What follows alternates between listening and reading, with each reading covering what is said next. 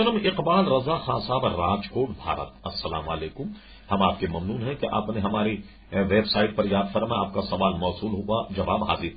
آپ نے پوچھا کہ اعلیٰ حضرت کے وہ کیا عقائد ہیں جو کہ دوسرے مکتب فکر سے مختلف۔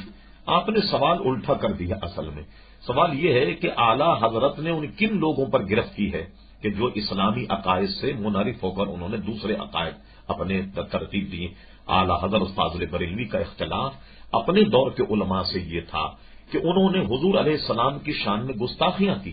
نبی کریم علیہ السلام کو گاؤں کا چودھری لکھا، معاذ اللہ یہ کہا کہ حضور مر کر مٹی میں مل گئے، معاذ اللہ یہ کہا کہ اللہ تعالیٰ جھوٹ بولنے پر قادر ہے، بولے گا نہیں لیکن وہ جھوٹ بول سکتا، معاذ اللہ یہ کہا کہ حضور علیہ السلام کو تو دیوار کے پیچھے کا بھی علم نہیں، یہ تک کہہ دیا کہ نبی کریم علیہ السلام کے بعد بھی اگر کوئی نبی آ جائے تو خاتمیت محمدیہ میں کچھ فرق نہیں آئے گا، یہ تک کہہ دیا کہ وما ارسلناک الا رحمۃ للعالمین، صفت خاصہ رسول اللہ صلی اللہ علیہ وسلم کے نہیں ہے بلکہ علماء کو بھی کہا جا سکتا، یہ تک کہہ دیا کہ کوا کھانا صرف حلال نہیں بلکہ کوا کھانے والے کو ثواب ملے گا۔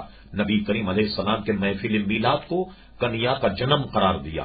ان لوگوں نے ہولی کی شیرنی کو جائز قرار دیا لیکن میلاد اور 11ویں شریف کی شیرنی کو حرام قرار دیا۔ تو مجھے بتائیے کہ یہ عقائد رکھنے پر اعلی حضرت امام اہل سنت کی رگ جوش میں آئی اور انہیں ہر ایسا عقیدہ رکھنے والے کو سدھارنے کی کوشش کی، اور آپ نے اپنے مسائل کی وضاحت میں جو کتابیں لکھی ان کی تعداد 1000 سے زائد ہے۔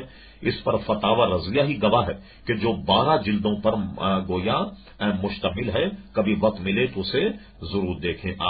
میری آپ سے گزارش ہے کہ آپ راجکوٹ کے چونکہ گجرات کے رہنے والے، اس لیے آپ بمبئی میں رضا اکیڈمی سے اگر آپ رابطہ فرما لیں تو آپ کو سارا لٹریچر مل جائے گا۔ بمبئی گویا رضا اکیڈمی سے آپ رابطہ کیجیے۔